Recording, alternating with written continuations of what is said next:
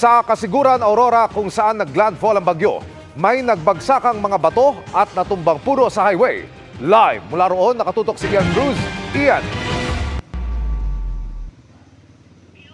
Yes, Emil, malakas na hangin nga ang dala ng bagyong Enteng kung saan nga siya naglandfall dito sa lalawigan ng Aurora kaninang hapon at dakong alas 2 ng hapon, Emil, nang maglandfall nga sa bandang kalupaan ng Kasiguran, Aurora ang nasabing bagyo. Ang hanging dala ng bagyo nagdulot ng naglalakihang alon sa Kasiguran Bay. Sa bayan naman ng Dinalungan, nakasampa sa gilid ng kalsada ang mga bangka ng mga mangingisda. Malalaki rin kasi ang alon. Tingin ng ilang mangingisdang aming nakausap, mukhang matatagalan pa raw bago sila makapalaot. May mga bumagsak ding puno, mabutit walang tinamaan. May ilang rock slide din sa bulubunduking bahagi ng highway, mabuti at walang napaulat na nasaktan. Narito ang ating panayam. Report na rin po ibang barangays po natin na affected na po yung mga crops po nila, kagaya po ng mga palay, mais, mga ganyan po. Ano po nangyari doon? Nagsitumba na, sir. Bali po kasi nung nagtanggap po kami ng Emil, sa kinaroroonan natin ngayon dito sa bayan ng Kasiguran, walang kuryente, gayon din sa kalapit bayan nito na Dilasag. Yun nga, yung problema sa agricultural na mga pananim nila, yung pinoproblema ngayon ng mga residente dito at meron ding mga kulang 100 pamilya na nasa evacuation center dito. Yan muna ang latest mula rito sa Kasiguran, Aurora. Balik sa iyo, Emil. Maraming salamat, Ian Cruz. Alamin natin ang update sa bagyong Enteng. Makakasama natin ang weather presenter ng GMA Integrated News Weather Center, si Amor La Rosa. Amor?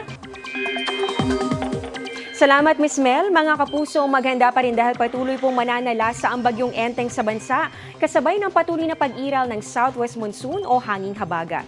Nakataas po ngayon ang signal number 2, dyan po yan sa may Ilocos Norte, Apayao, eastern portion ng Kalinga, Cagayan, Babuyan Islands, Isabela, Quirino at northern portion ng Aurora. Signal number 1 naman po dito sa Metro Manila, Batanes, Ilocos Sur, La Union, eastern portion ng Pangasinan, Abra, natitirang bahagi po ng Kalinga, Mountain Province, Ifugao at Benguet. Kasama rin po dito itong Nueva Vizcaya, natitirang bahagi po ng Aurora, Nueva Ecija, eastern portion ng Bulacan, Rizal, northeastern portion ng Laguna at northeastern portion ng Quezon. Kasama po dyan ang Polillo Islands. Paghandaan po dito ang malakas sa bugso ng hangin na may kasama ring mga pag-ulan, kaya doble ingat para sa mga residente. Magiging maalon din at delikadong pumalaot sa mga lugar na nasa ilalim po ng wind signals at sa mga lugar na apektado ng habagat. Mga kapuso, alas 2 po ng hapon kanina nang maglandfall itong bagyong Enteng. Diyan po yan sa may Kasiguran, Aurora. At sa latest bulletin po ng Pag-asa, huling namataan ang sentro ng bagyong Enteng. Dito po yan sa vicinity ng Madela, Quirino. Taglay po nito ang lakas ng hangin na abot sa 85 kilometers per hour at pagbugsong papalo naman ng 140 kilometers per hour. Pa-north-northwest po ang kilos nito sa bilis naman na 20 kilometers per hour. Sa forecast track po ng Pag-asa, magtutuloy-tuloy ang pagkilos ito pa northwest o kaya naman po ay pahilaga. Dadaan dito sa may Cagayan Valley o kaya naman po sa may Cordillera Region hanggang sa makarating po yan sa may Babuyan Channel.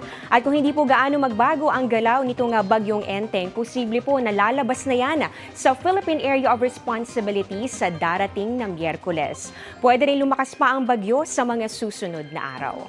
Sa ating mapa naman, makikita po kung gaano po kakapal yung mga kaulapan doon po sa pinagsamang epekto po yan ng bagyong Enteng at ganun din ng hanging habagat na patuloy po itong hinahatak. Ang mga ulap na ito po ang magdudulot ng mga pag-ulan at ito po ay concentrated mostly po dito sa malaking bahagi po ng Luzon. Kasama po dyan ito po nga Northern, Central Luzon, Calabarzon, Mimaropa at pati na rin ang ilang bahagi po ng Visayas. Base naman sa rainfall forecast ng Metro Weather, magtutuloy-tuloy po ang maulang panahon sa malaking bahagi po ng Luzon bukas. Kasama dyan ang Ilocos Region, ganoon din po ang Central Luzon, Cordillera, ganoon din po dito sa may Zambales, Bataan. Kasama po dito ang Southern Luzon, ito po yung Calabarzon, Mimaropa, pati na rin po sa ilang bahagi naman ng Bicol Region. Yung mga nakikita po ninyo na kulay pula at kulay orange, meron pa nga medyo kulay pink, no? Ibig sabihin po niyan, yan po ay heavy to intense o kaya naman po torrential. Mga matitindi at halos tuloy-tuloy patuloy pong mga pag-ulan kaya patuloy po tayong maging alerto. May mga pag-ulan din sa Visayas gaya na lamang dito sa may bahagi po ng Antique, ganoon din po sa may Aklan at sa Negros Island Region. Kalat-kalat na pag-ulan din ang inaasahan sa ilang bahagi po ng Cebu, Bohol at maging dito sa may Samar at Leyte provinces.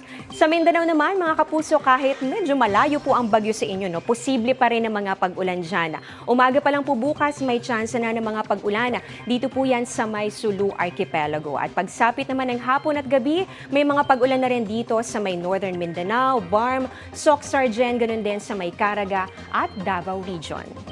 Sa Metro Manila naman, mataas din po ang tsansang maulit ang mga pag-ulan bukas. Kaya kung kayo po ay wala namang importanteng lakad, manatili na lang po sa bahay. Pero kung flood-prone area po ang inyong lugar, huwag pong kalimutang maging alerto at makipag-ugnayan sa inyong lokal na pamahalaan kung kailangan nyo pong lumikas sakali po na magtuloy-tuloy yung buhos ng mga pag-ulan. At eto naman, dagdag ko na rin para po sa mga nagtatanong kung hanggang kailan nga ba mararanasan ng mga pag-ulan. Sabi po ng Pag-asa, posibleng magpatuloy po yan hanggang Biyernes, pero unti-unti namang mababawasan. At yan po ang patuloy nating imomonitor. Yan ang latest sa lagay ng ating panahon. Ako po si Amor La Rosa para sa GMA Integrated News Weather Center. Maasahan anuman ang panahon. Samantala, pahirapan naman ang pagpapalikas ng ilang residente sa Quezon sa kabila ng banta ng bagyong Enteng. Ang latest live na tinutukan ni June Veneracion. June! Vicky, may ilang lugar pa rin dito sa Lopez, Quezon, tulad dito sa Barangay Gomez, ang lubog sa lampas sa bewang na baha. May mga residente nagsilikas pero mas marami pa rin ang piniling manatili sa kanilang bahay.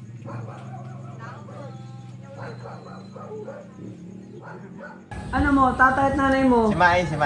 Si ano na? Nandyan? Si Mai. Ay, ate, good magandang hapon. Hindi na kayo magpapa-rescue talaga? Talagang ano na? Oo, paano? Sige. Kahit tumigil na ang ulan, may kataasan pa rin ang baha sa bahaging ito ng Sitio Siniguelas, Barangay Gomez sa bayan ng Lopez, Quezon. Kaya ang mga opisyal ng barangay ayaw pa rin magpakasiguro. Okay na kayo dyan. Talagang hindi na kayo alis. Pwede naman na kayo lumika sa building to. Okay na ito, baka di naman ito abutin. Baka biglang lumakas pa yung ulan. Baka hindi naman ako sir. Pero ang pinoproblema ng mga responder mula sa barangay ay kapag biglaan na naman tumaas yung baha, biglaan na naman bumuhos yung ulan, ay sila na naman yung mahihirapan. Mahihirapan silang pumasok at mahihirapan silang mag-rescue. Pag saka malaki na yung saka sila nagpaparescue. Ang problema po niyan, bagay po, saka malalim na, doon naman po kami nahihirapan na. At gawa ng rescue na. Ilan na ba yan nadala nyo? Apa-apat na yan, may isa pa. Sa kasagsagan ng baha kaninang umaga, may mga pumayag namang magpa-rescue. Meron pa palang isa. Mahigit 20 individual ang inilikas sa evacuation center.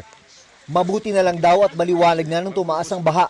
Dahil kung gabi ito nangyari, baka nahirapan ang rescue team ng barangay.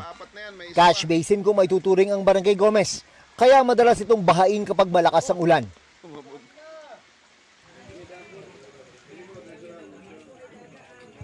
Dahil catch basin nga itong Barangay Gomez, ay lagi naka-alerto ang mga opisyal at tauhan ng barangay tuwing may bagyo para daw yan masiguro ang mabilis sa pagsasagawa ng rescue operations para sa kanilang mga residente.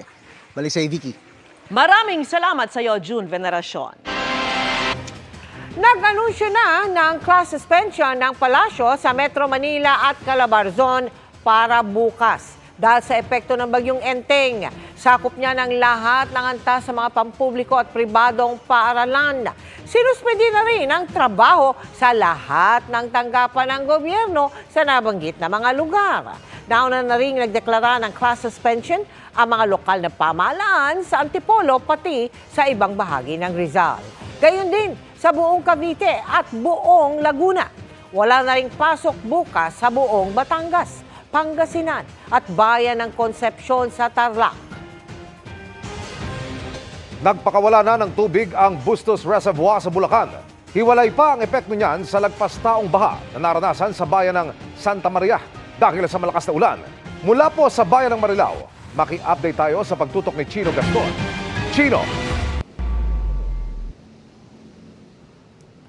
Emil, bagamat bumababa na, mataas pa rin ang level ng tubig sa Marilao River kahit kalahating araw nang tumigil ang buhos ng ulan. Sa taas ng baha, naabot pa hanggang binti sa ilang lugar. Hindi pa makabalik ang mga residenteng nagsilikas dito sa Marilao, Bulacan. Kabilang sa 80 pamilya sa mga evacuation center sina Zaira David at kanyang mga anak. Andun po sila nagpaiwan po. Naglilinis po, nagbabalik po ng mga gamit. Hindi kasing lalim ang naranasang pagbaha ngayong araw at higit na mas kaunti ang apektado sa Marilao. Maganda naman yung resulta dahil napansin natin nakarang bagyong Karina. Medyo ayaw talagang mag-evacuate. But ngayon, napansin namin mas marami na yung nag-evacuate habang pataas pa lang po yung tubig. Sa ibang bayan ng Bulacan, katakot-takot na ragasan ng tubig ang naranasan. Dahil lagpas tao ang baha sa ilang parte ng barangay San Jose Patag sa bayan ng Santa Maria, patuloy ang pagbantay ng mga taga-barangay para pigilan ang mga taong gustong tumawid. Nagpakawala naman ng 1,300 cubic meter per second na tubig ang Bustos Dam matapos lumampas sa spilling level ang tubig nito.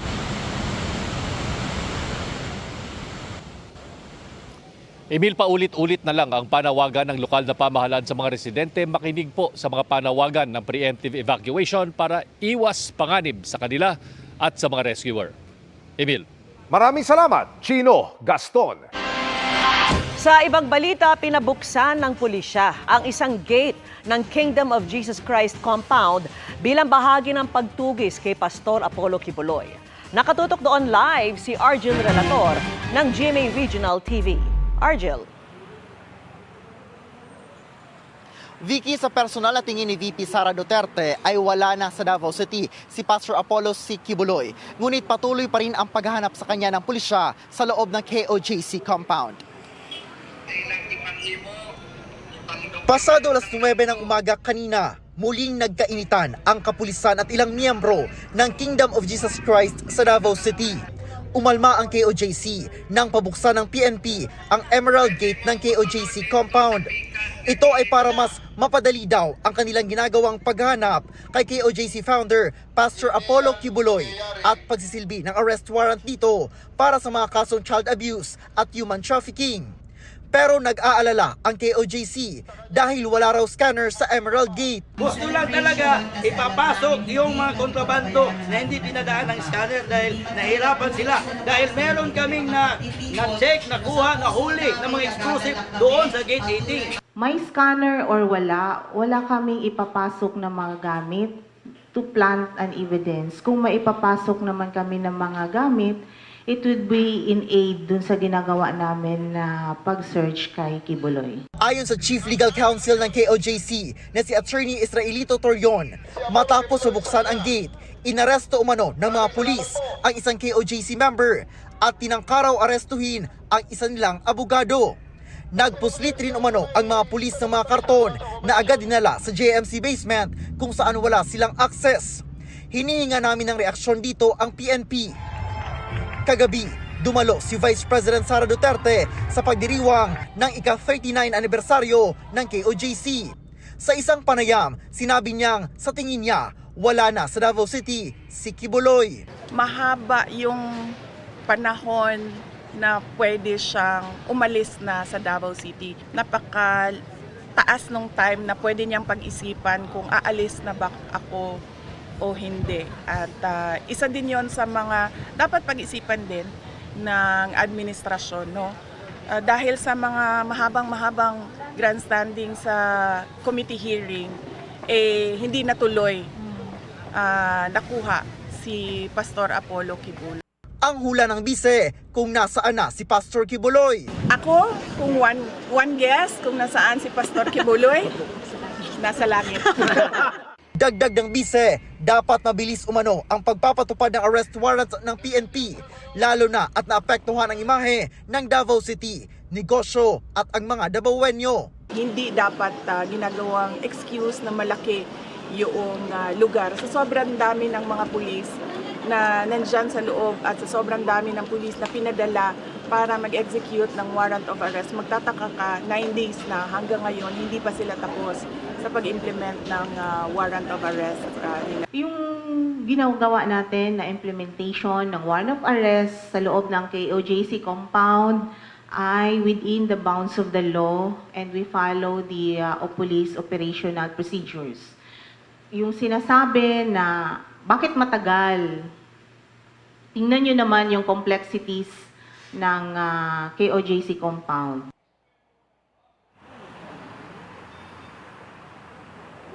Vicky, nagsumita na ng demand letter ang KOJC sa PNP upang agaran umano na ipahinto ang sinasabing ginagawang drilling at tunneling activities. Pero ayon naman sa PRO11, wala pa silang natatanggap na liham. Vicky. Maraming salamat sa iyo, Arjun Relator ng GMA Regional TV. Chika Minute na mga kapuso at ang maghahatid ng latest sa showbiz happenings. Walang iba kundi ang gumaganap na si Eunice sa Asawa ng Asawa Ko, si Sparkle star Ashley Rivera. Ashley? Salamat, Miss Mel! And it's a rainy Monday, chikahan mga kapuso. Fresh from their vacation sa Australia ang Dantes Squad, kung saan pinusuan ng netizens ang cute photo na captured ni Ding Dong Dantes sa kanyang mag-ina. Makichika kay Lars Santiago. Hindi napigil ng masungit na panahon ang pakikiisa ni Ding Dong Dantes at Rocco Nacino sa Stop and Salute the Flag ceremony sa pagdiriwang ng National Reservists and Maritime Months. Pinangunahan ni Major Jose Sixto Ding Dong Dantes ng Philippine Navy Reserve Force ang pagpupugay sa watawat. Nagbigay naman ng inspirational message si Second Lieutenant Enrico Rafael Rocco Nacino. We pledge our support and allegiance to the cause that we have today. Partner naman ng aktibidad ang GMA Pinoy TV na kinatawan ni GMA International First Vice President Joseph Francia. Bilang aktibong Navy Reservist, patuloy si Ding Dong sa mga gawain na naglalayong tumulong sa mga Pilipino, lalo na kapag may kalamidad. Galing lang si Ding Dong sa bakasyon sa Australia kamakailan kasama ang asawang si Marian Rivera at ang mga anak nilang si Nazia at Sixto. Enjoy si Dong sa kanilang family time na finlex pa ang may daga post ni Nayan at Zia. Magmula nung 1-year-old siya, pinipicturean ko na silang dalawa. Tapos ngayon, parang halos konti na lang, magka-height na sila. So, nakakatuwa lang na naiintindihan ng Zia ngayon yung value na ginagawa ko. Parang dati kasi, okay, gagawin ko lang. Pero ngayon, alam na niya na, ito ay isang bagay na gusto niyang gawin. Hanggang tumanda na sila pareho. At dahil September na, naghahanda na rin si Dong sa pagpapalabas ng The Voice Kids, kung saan siya ang host at coaches naman sina Julian San Jose, Billy Crawford, SB19 Stel at SB19 Pablo.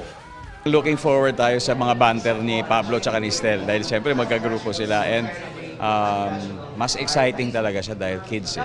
Alam mo pag may involved na kids, for some reason nag-iiba talaga yung value ng entertainment, 'di ba? Dahil talagang alam mong kung gaano sila ka-sincere. Lars Santiago, updated sa showbiz happenings.